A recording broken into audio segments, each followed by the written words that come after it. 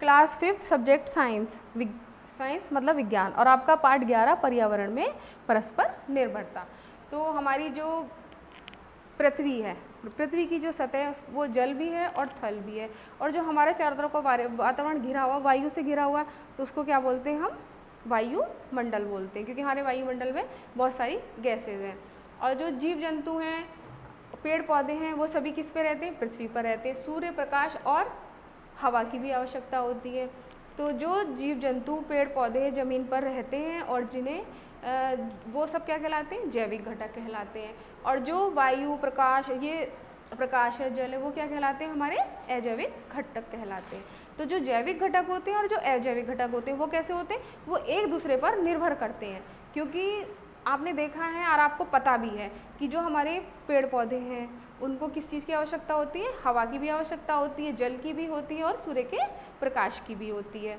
आप मतलब इसका एक प्रयोग करके देख भी सकते हैं कि आप पौधा लीजिए और एक पौधे को आप अंधेरे में रख दिए जहाँ पर ना सूर्य का प्रकाश आ रहा है, ना हवा मिल रही है, ना उसमें आप पानी भी मत डालिए, तो आप कुछ दिन बाद देखेंगे कि वो पौधा सूख गया।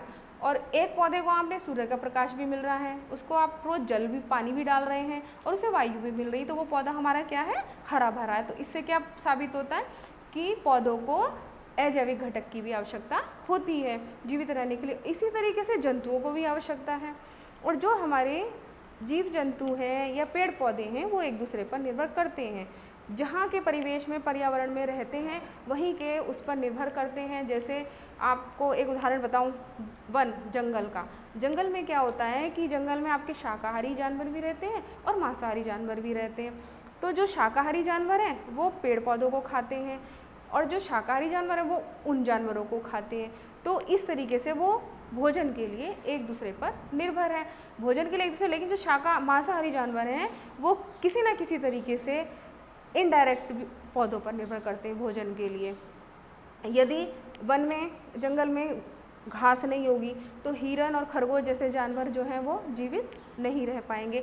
अगर वो जीवित नहीं रह पाएंगे तो जैसे शेर और चीता है जो उनको मार कर खाते हैं, तो वो जानवर भी जीवित नहीं, क्योंकि उनको भी भोजन नहीं मिलेगा।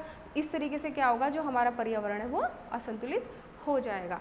और पर्यावरण असंतुलित होने के हमारे और भी कारण हैं, जैसे कि एक सबसे ज़्यादा मुख्य कारण क्या है? पेड़ पौधों को काटना।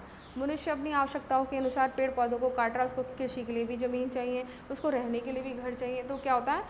पेड़ों को काटता जा रहा, पेड़ों को काट करके वो प्लेन ज़मीन बनाता जा रहा और अपने हिसाब से उसका प्रयोग कर रहा है। अब विज्ञान में, उद्योग में भी बहुत सारे मतलब विकास हो गए। उन विकास के लिए भी उनको उद्योग लगाने के लिए ज़मीन की आवश्यकता पड़ती है, उसके लिए भी वो पेड़ों को काट रहे हैं। और इन सब चीज़ों के बढ़ते क्रम में जो हमारा पर्यावरण है वो असंतुलित हो गया। तो वो असंतुलित कैसे हो गया? जैसे पेड़ नहीं होंगे तो हमें क्या? ऑक्सीजन नहीं मिलेगी। ऑक्सीजन नहीं मिलेगी तो हमें सांस लेने की किसकी आवश्यकता होती है? ऑक्सीजन की आवश्यकता होती है।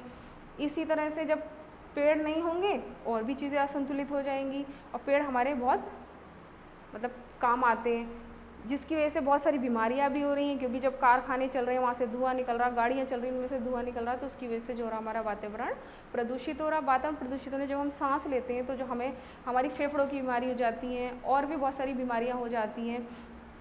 तो पर्यावरण असंतुलन का ये पता चलता है, जैसे आपने बहुत सारे जानवरों के बारे में सुना होगा कि वो जानवर था, लेकिन वो जानवर आपने कभी देखा नहीं। क्यों नहीं देखा? क्योंकि वो अब विलुप्त हो गया, उसकी प्रजाति खत्म हो गई है।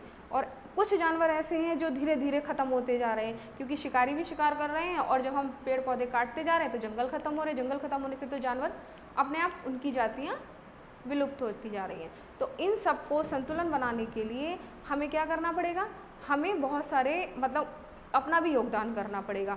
तो उसके लिए क्या करना पड़ेगा? हमें वनों की सुरक्षा करनी पड़ेगी। वनों की सुरक्षा मतलब हमें पेड़ पौधे नहीं काटने हैं, जो खाली पड़ी ज़मीन है उस पर पौधे पेड़ लगाने हैं, और जो लोग मतलब पेड़ों को काट रहे हैं उनको रोकना है, शिकार पर प्रतिबंध लगाना है, और उसके लिए हमें लोगों को जागरूक करना पड़ेगा। वन महोत्सव और पर्यावरण दिवस के रूप में मतलब इस तरह से कार्यक्रम करने पड़ेंगे जिससे लोग जागरूक हो जाएं, और लोगों को जागरूक करना पड़ेगा कि हम अधिक से अधिक पेड़ पौधे लगाएं। जहाँ भी खाली ज़मीन दिखे वहाँ पर पेड़ पौधे लगाने चाहिए, उनकी कटाई कम से कम करनी चाहिए।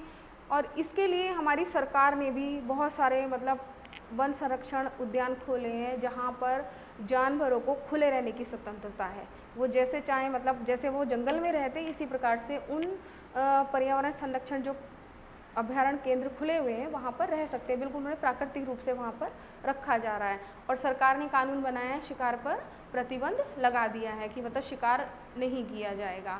और उसके लिए मतलब जैसे जानवर वहाँ पर रहते हैं तो प्रजनन क्षमता ये सब होती, तो उसकी वजह से हमारे जानवर और ज़्यादा बढ़ेंगे। पर यदि हम मतलब इस तरह का संतुलन नहीं बनाएंगे तो ये असंतुलित होता जाएगा और सारा जो हमारा प्रकृति है वो सब खराब होती चली जाएगी। तो उस प्रकृति को बचाने के लिए हमें भी अपना योगदान देना पड़ेगा। अब इस तरीके बहुत सारे कार्यक्रम भी हैं, पर्यावरण वन महोत्सव को, उनके लिए हमें सबको जागरूक करना चाहिए, करते रहना चाहिए। और हम 5 जून को विश्व पर्यावरण दिवस के रूप में मनाते हैं। बहुत सारे अभ्यारण्य केंद्र हैं जो सरकार ने खोले हैं, जैसे जिम कॉर्बेट पार्क है वो आपका उत्तराखंड में है, दुधवा नेशनल पार्क उत्तर प्रदेश में है, और भी मतलब बहुत सारे केंद्रों को खोला गया। तो हमें क्या करना है, हमें पर्यावरण को बचाने के लिए, हम बच्चे भी हैं तो हम भी रोक सकते हैं कि इन हरे पेड़ों को मत काटिए, ये पेड़ हमारे बहुत काम आते हैं। पेड़ों का बहुत सारी हमारी पेड़ों से हमें फ़ायदा है, लाभदायक है।